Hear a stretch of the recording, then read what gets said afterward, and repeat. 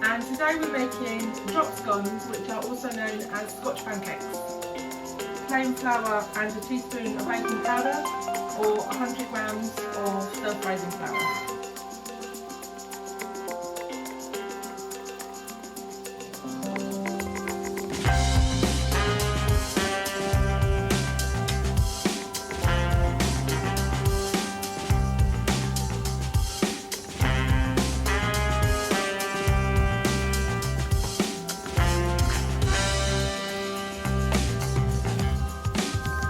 See the bubbles starting to rise to the surface.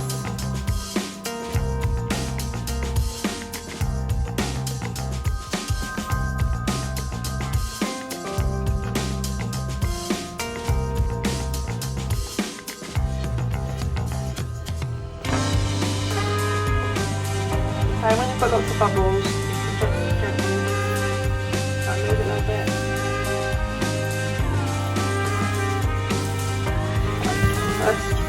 And then just flip it over. I've got a lovely golden brown on the back.